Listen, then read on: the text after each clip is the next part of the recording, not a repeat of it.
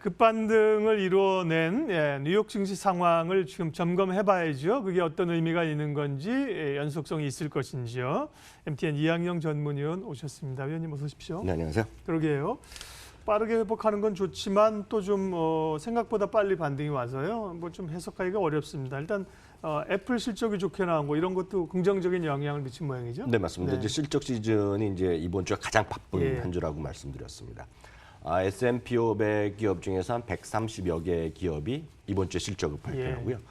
다우지수를 형성하는 40개 주식 중에서 13개가 이번 주에 실적을 발표합니다. 그렇기 때문에 아주 바쁜 와중에 실적이 이제 모든 것의 중심에 와 있죠. 물론 시장 이런 실적보다 더 이제 빨리 뉴스에 와닿는 것은 뭐 다양한 뉴스 중에서도 최근에는 역시 바이러스 문제가 가장 크죠. 그리고 계속해서 시시각각 확진자가 더 늘어나고 미국에서도 더 생기고 뭐 멕시코에도 생기고 뭐 브라질에도 나온다 뭐 우리나라도 마찬가지 이러다 보니 전세가 좀 분위기가 좀 어수선한데요. 그럼에도 불구하고 주식시장은 급락 하루 만에 일단 반등에 일단은 성공했습니다만 이런 반등이 또 완전히 진바닥인지 이에 대해서는 아직 우리가 섣불리 판단하기에는 쉽지 않다라고 말씀드리고 싶습니다. 왜냐하면 이 진행 상황이 많은 분들 뉴스에서 보셨다시피 이게 상당히 진행 속도가 아주 빠른 것으로 알려지고 있지 않습니까? 물론 각국 정부 당국에서는 좀 안심시키려고 얘기를 하고 있고 수많은 일단 소위 페이크 뉴스, 가짜 뉴스도 많이 있다고 지금 알려지고 있거든요. 그래서 우리나라도 마찬가지, 미국도 지금 각 플랫폼들 예전에는 뉴스도 있었지만 요즘은 뭐 페이스북이가 됐건 구글이 됐건 유튜브가 됐건 다양한 매체가 있기 때문에 그들이 어떻게 이제 가짜 뉴스를 걸러내느냐를 상당히 이슈가 되고 있습니다 지금요. 그렇기 때문에 주식시장에도 당연히 그런 얘기가 많이 있을 수밖에 없겠는데요.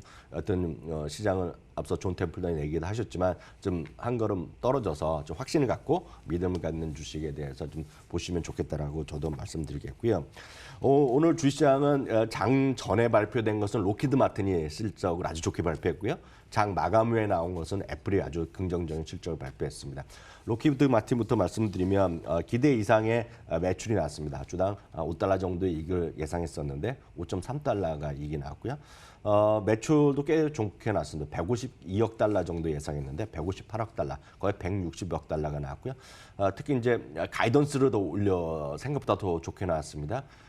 많은 사람들이 이건 뭐 그 무기라고만 얘기하지만 무기뿐만 아니라 비행기뿐만 아니라 지금 우주항공 비즈니스가 워낙 좋거든요. 그러니까 이런 것들에 대해서 긍정적인 얘기가 많이 있겠고요. 반면에 파이저 같은 경우에는 실망스러운 실적이 나온 것들, 그러니까 실적이 좋은 것도 있고 나쁜 것도 있는데 오늘은 더 큰 것들이 좀 좋게 나왔다라고 일단 이해하셔야 되겠고요. 비욘드 미트는 JP모건에서 비중 확대해서 중립을 내리면서 오늘 주가 좀 재미없는 모습 보이는 것도 하나의 특징이 되겠고요. 구글은 이제 알파벳이죠. 다음 주 실적 발표하는데 미주에서 1,450에서 1,650달러를 거의 200달러나 목표주가 올려놨습니다. 모바일 광고 시장의 호조세가 확인된다는 얘기하는데 뭐 다음 주면 다시 결과가 나올 것 같습니다. 한편 경제 지표 쪽에서는 소비자 신뢰 지수가 당초 전망이 128이었습니다. 지난 12월 달에 126.5였는데요. 1월치가 131이 나오면서 아주 긍정적인 나온 것들은 시장이 좀 호재로 인식한 하루였습니다. 네.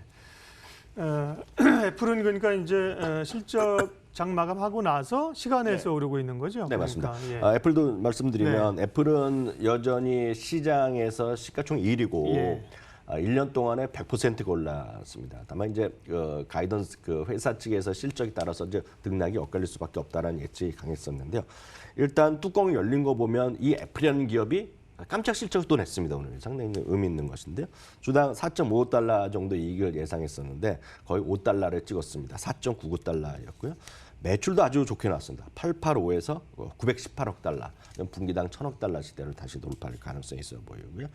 아이폰에 대해서 얘기가 여러 나왔습니다. 다만 이제 아이폰이 예전에는 대수가 나왔는데 이제 금액으로 나옵니다. 그래서 비판적인 시각도 많이 있었는데 어찌됐건 금액으로 보더라도 거의 서프라이즈할 정도의 아이폰 매출이 있었습니다. 그렇기 때문에 아이폰 11이 안 팔릴 거란 얘기를 많이 했었는데 뚜껑 열린 상황에서는 상당히 많이 더 잘 팔렸다라고 일단 이해하셔야 되겠고요. 특히 역시 로키드 마틴과 더불어서 애플도 가이던스를 예상보다 좋게 발표했거든요. 네. 그러니까 이런 것들이 오늘 주가의 긍정적인 이유였습니다.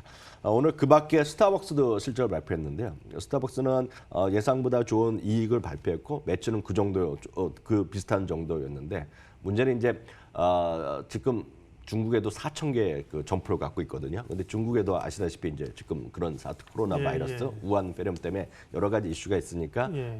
약간 이제 이런 것들이 영향을 미칠 수밖에 없다 얘기를 했었거든요. 물론 이거는 팀쿡도 오늘 얘기를 했지만 애플도 얘기했지만 이런 것들이 좀 시장에 반영되면서 시간에서 혼조권이 되겠고요. AMD는 작년 한 해 동안 제일 많이 올라간 주식 중에 하나입니다. 주당 이익과 매출은 예상보다 좋게 나왔지만 가이던스가 좀 보수적으로 발표되면서 AMD는 오늘 주가 좀 떨어지는 모습을 보인 것이 오늘 시장의 특징이 되겠습니다. 네. 미중 무역 얘기는 지금 이제 쑥 들어갔고요. 현안은 이제 신종 코로나 바이러스고 올해 사실 글로벌 증시, 미국 증시에 가장 큰 영향을 미칠 변수로 꼽으면 미국 대선 아닙니까? 네네. 대선 전에 이제 뭐 시작이 막 불이 붙는 것 같은데요. 그쪽 동향은 어떤지 좀 알려주시죠. 네, 이 사실 보면 미국 대선은 웬만한 경우에는 현직 대통령이 이기는 경우가 다수였기 네. 때문에 이번에도 그런 가능성은 뭐 지지 여부랑 상관없이 트럼프 대통령이 될 가능성이 크다는 것이 일반적인 시각입니다.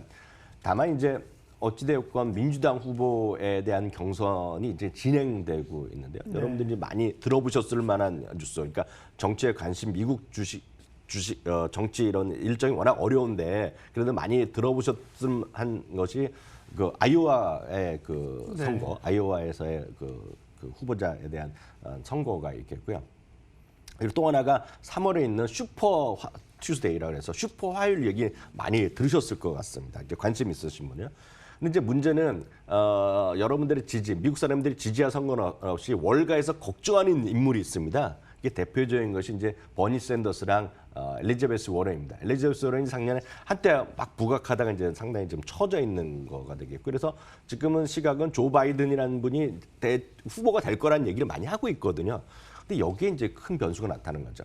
아이오와 경선이 2월 3일입니다. 바로 다음 주인데 이게 첫 번째 경선이거든요. 주요 경선인데 여기서 이긴 사람이 대부분의 후보가 됐다는 얘기를 많이 아마 들으셨을 것 같고요. 이제 그것이 바로 슈퍼 투스데이 3월 2일 날이 있는 건데 문제는 아이오와 경선을 앞두고 지금 설문조사를 막 하고 있는데 갑자기 지금 그 시기에서 아주 가격한 뭐 표현은 그렇지만 상당히 이제 부유세라든가요, 국민 의료보험을 전 국민 대상으로 하는 것들을 약간 미국 측에서 보면 약간 진보적인 성향인 지금 버니 샌더스가 지금 그 조 바이든 대통령이 이긴 결과가 나오고 있거든요. 지금 그래 갖고 이제 월가에서 이제 다시 한번 이제 소위 민주당 긴장하는군요. 대통령 후보에 대한 걱정들이 있다는 얘기를 하는 거죠. 그게 이거 되겠고 물론 아직까지 전체적으로 보면 그 아직까지는 조 바이든이 우세를 하고 있지만 이게 지금 슈퍼 투스데이도 지금 어떻게 될지 모른다는 얘기를 많이 하고 있습니다. 근데 이게 왜 문제가 됐냐면 이제 그 다음 그래프를 좀